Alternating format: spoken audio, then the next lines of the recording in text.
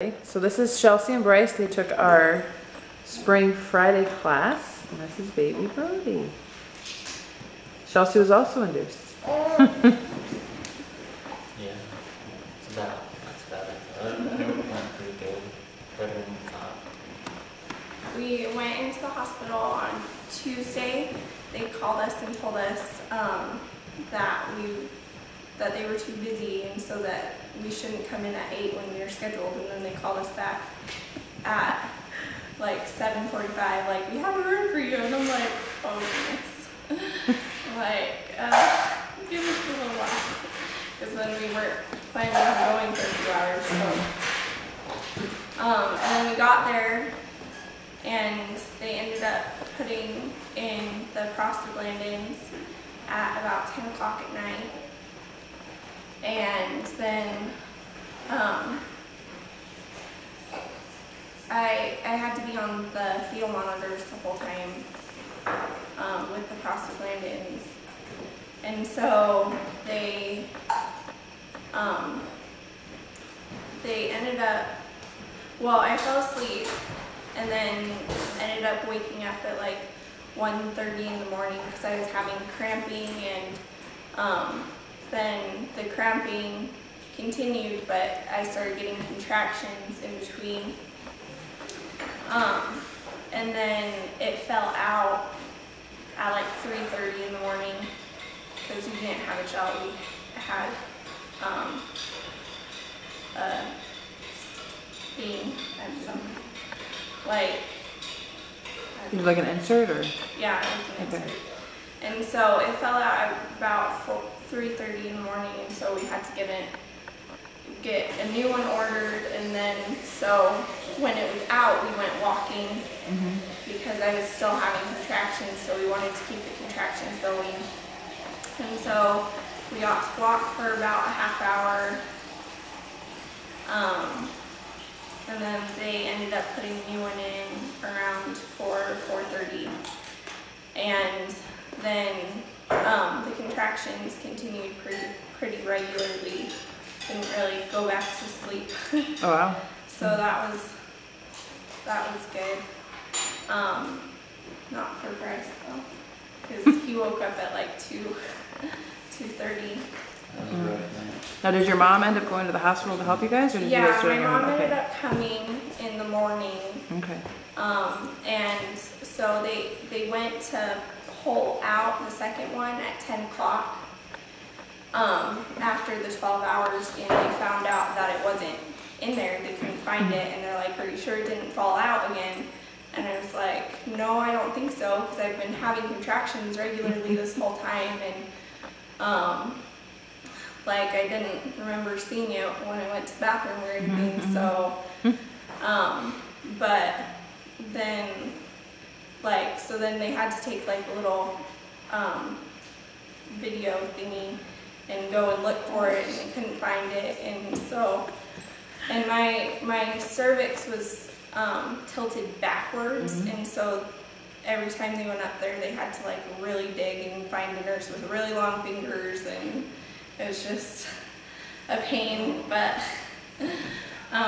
and then I remembered that I think it might have fallen out at this time, but then I didn't see anything, so I didn't think anything of it. And so so it actually fell out at 7 o'clock in the morning, and then the nurse came back from talking to the doctor, and they wanted to start me on Pitocin.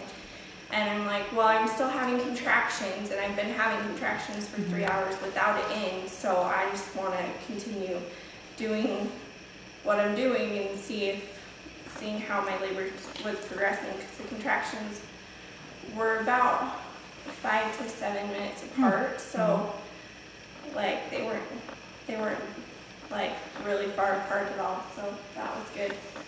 And then they kept coming in to check my progress every little while, and then they were like, you're not progressing and everything. That's one of the things that really frustrated me, because I was Were they doing thinking, vaginal exams, or how were they gauging that you weren't yeah, progressing? because because I had to be on the fetal monitors still.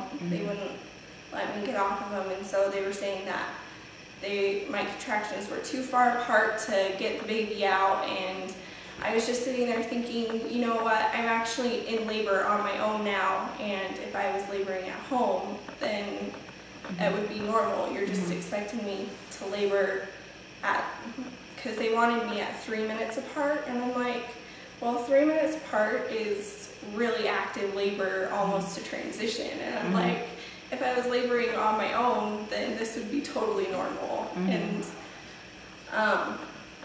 but we finally did start Pitocin around 4 in the afternoon, so I got to labor on my own from 10 in the morning until 4, which was good.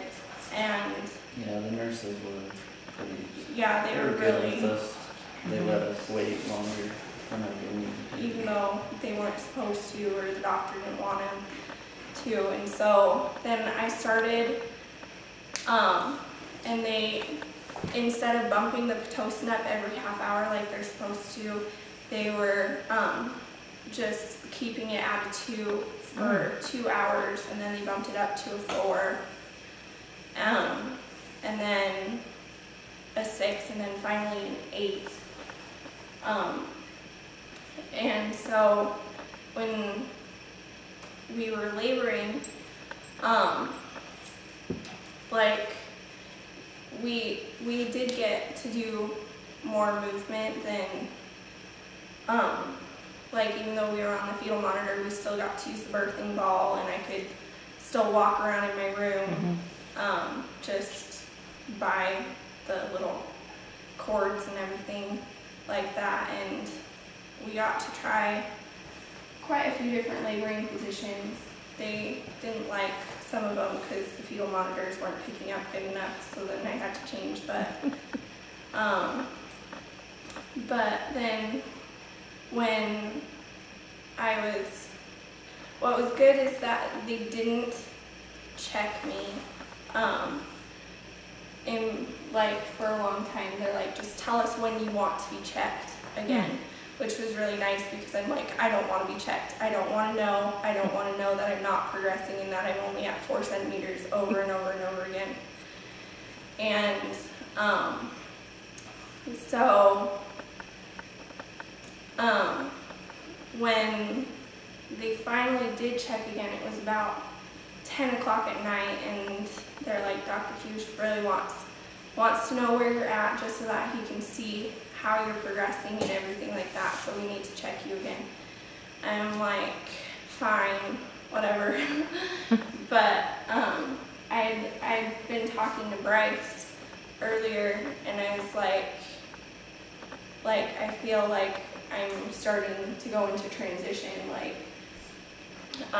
just because my contractions started coming one after another. Like they weren't like on top of each other, but they weren't equal anymore. And so I was like I went to go to the bathroom, and I had like 4 contractions while going to the bathroom, and I'm like, yeah, I think I'm in transition and everything.